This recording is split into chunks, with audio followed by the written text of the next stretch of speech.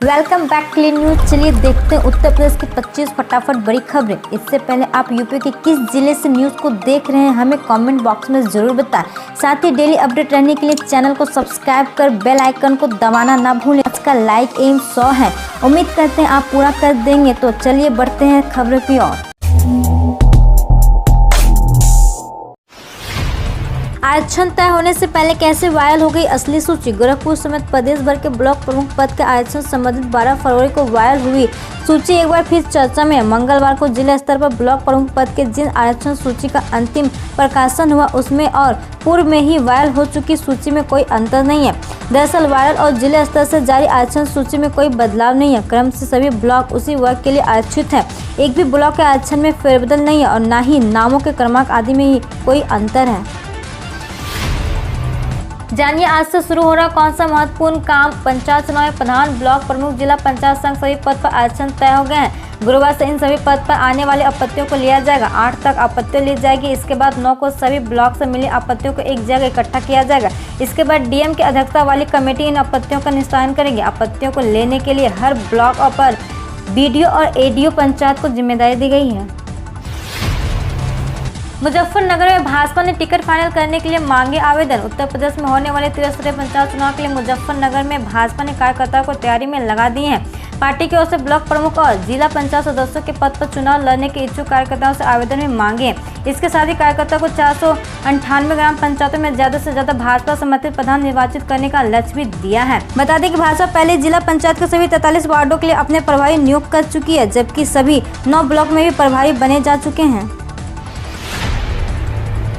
UP panchayat चुनाव की नई आरक्षण सूची से मुलायम परिवार को लगा जोरदार झटका। उत्तर प्रदेश के पंचायत चुनाव को लेकर राजनीतिक पार्टियों ने कमर कस ली है।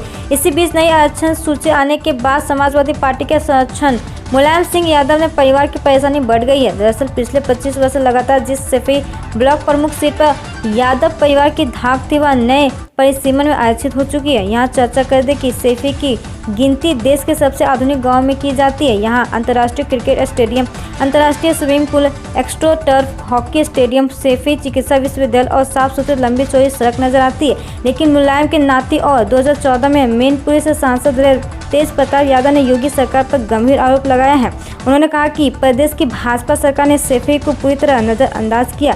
हालांकि जब उनसे सवाल किया गया कि पिछली सरकार में ब्लॉक प्रमुख पद के लिए आरक्षण क्यों नहीं हुआ तो वे खामोश हो गए। विधायकों को विकास निधि के 3-3 करोड़ रुपए दिए जाएंगे। बजट पास होने के बाद विधानसभा स्थगित।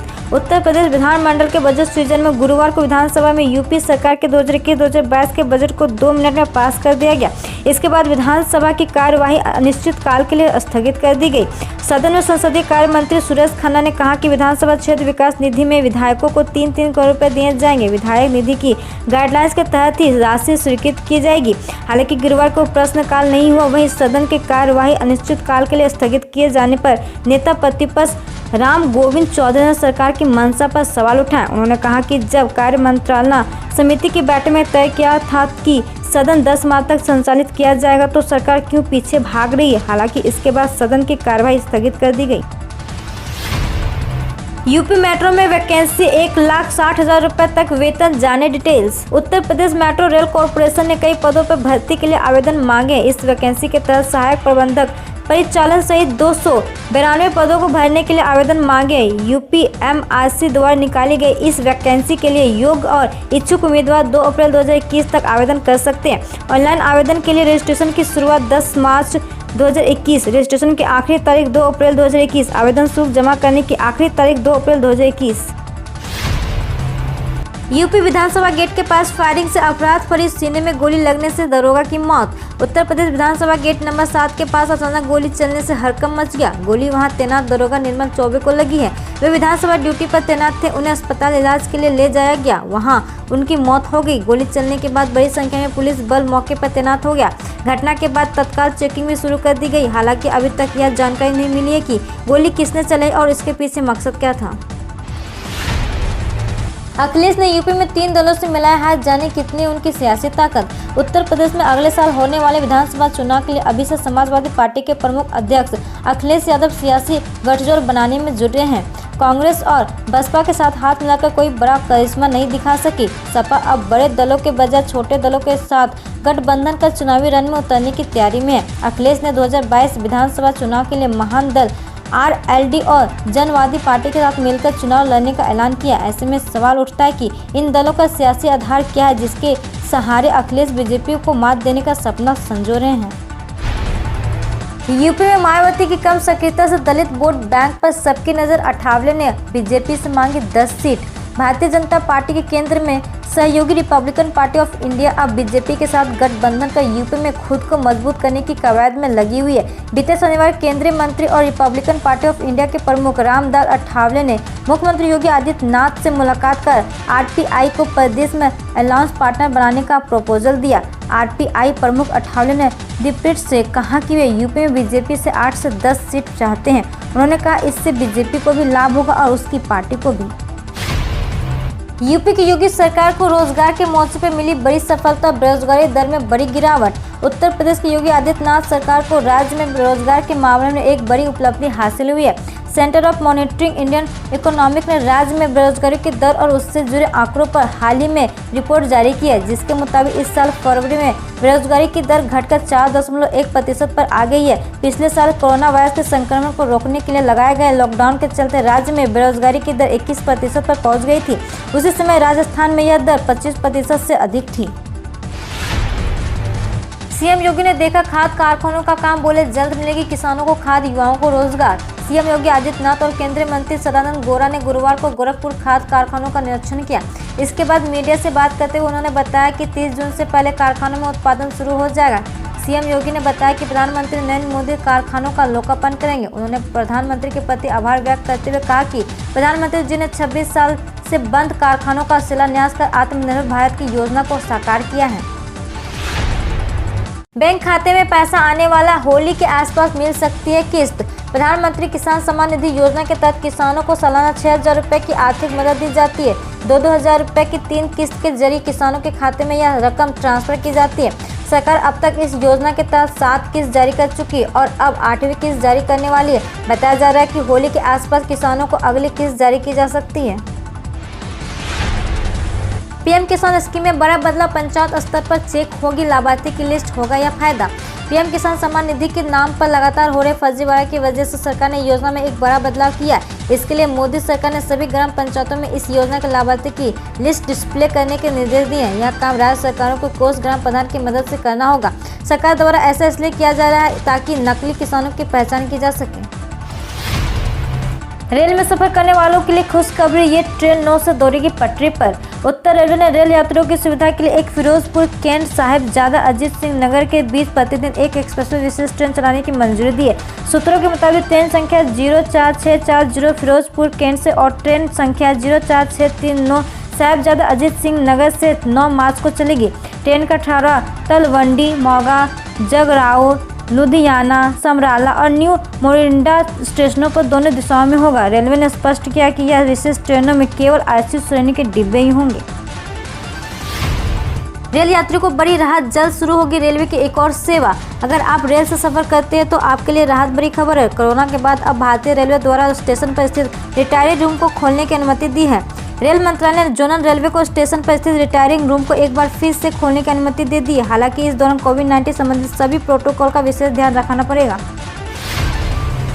अब 107 एकड़ का होगा राम मंदिर परिसर, ट्रस्ट ने खरीदी और जमीन। राम मंदिर परिसर का विस्तार 70 एकड़ से बढ़ाकर 107 एकड़ करने की योजना के तहत राम जन्मभूमि तीर्थ क्षेत्र ने राम जन्मभूमि परिसर के पास 7,285 वर्ग फुट जमीन खरीदी है। ट्रस्ट के एक अधिकारी ने गुरुवार को बताया कि उत्तर प्रदेश के पवित्र शहर अयोध्या में भव्य मंदिर का निर्माण कर रहे ट्रस्ट ने 7,285 वर्ग फुट जमीन की खरीदी के लिए 1,373 रुपये प्रति वर्ग फुट की दर से 1 करोड़ रुपए का भुगतान किया है। फटाफट निपटाले बैंक से जुड़ी जरूरी काम, 15-16 मार्च को रहेगी हड़ताल, सेवाओं पर पड़ेगा असर। बैंक का कोई जरूरी काम पेंडिंग पड़ा है तो फटाफट निपटा डालें, क्योंकि सरकारी बैंक में हड़ताल होने वाली है। कनारा बैंक ने अपने ग्राहकों को आगाह किया कि उनकी बैंक सेवाओं पर प्रस्तावित हड़ताल की वजह से असर पड़ सकता है।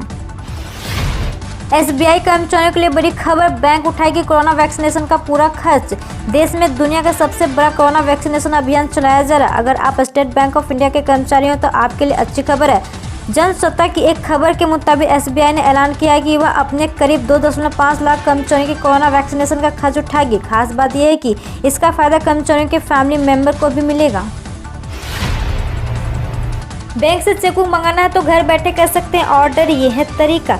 डिजिटल के इस दौर में बैंक सेवाएं भी अब काफ़ी हद तक डिजिटल हो गई है। ऐसे में अगर आपको चेकबुक मंगाना है तो आप यह काम भी घर बैठे डिजिटल तरीके से कर सकते हैं। वैसे तो अब लगभग सारे बैंक यह सुविधा दे रहे हैं, लेकिन हम यहाँ HDFC बैंक का उदाहरण देकर आपको बता रहे हैं कि आप इस सेवा का इस्तेमाल कैसे कर सकते हैं। अनुमान सारे बैंक चेकबुक मंगाने के लिए 4 तरीकों का विकल्प देते हैं। ये है net banking, ATM banking, SMS banking और टोल फ्री नंबर पर मिस्ड कॉल। नेट बैंकिंग के जरिए इस स्टेप को फॉलो कर चेकबुक ऑर्डर कर सकते हैं। यहाँ बैंक दे रहे सबसे सस्ता सोना खरीदने का मौका। जानिए रेट और प्रक्रिया। अगर आप सोने में निवेश करना चाहते हैं और उसे निवेश पर बढ़ोतरी के साथ ब्याज भी लेना चाहते हैं तो आपके पास आखिरी मौका है। यह मौका बैंक की ओर से दिया गया है। इस वित्त वर्ष में बैंकों की ओर से सबसे सस्ता गोल्ड बॉन्ड दिया जा रहा है। जिसे लेना है उसके पास 5 माह तक का समय है।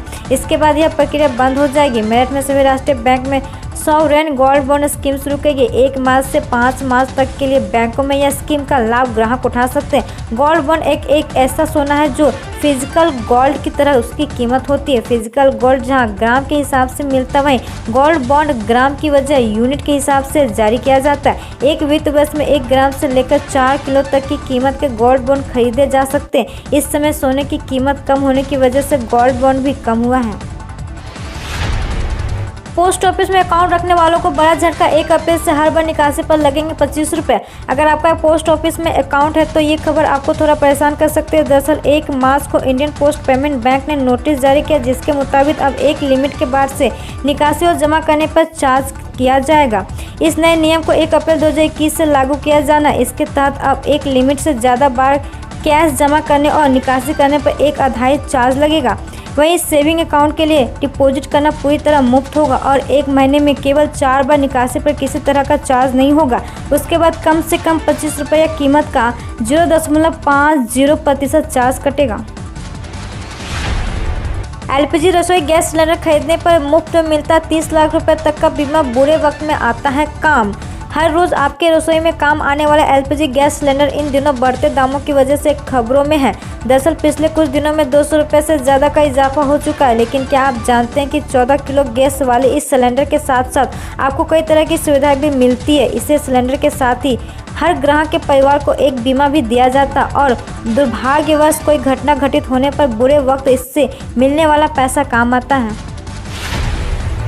SP ने पदनाम प्रमोशन के बाद स्टाफ के कंधों पर लगाया स्टार। पुलिस अधीक्षक संजय सिंह और अतिरिक्त पुलिस अधीक्षक विवेक कुमार लाल ने बुधवार को कार्यालय में पदोन्नति के बाद हेड कांस्टेबल से ASI ने बने परमीन सिंह सहित अन्य पुलिस कर्मियों के कंधे पर स्टार लगाकर पुलिस रेगुलेशन एक्ट के संशोधन का पालन करना शुरू कर दिया।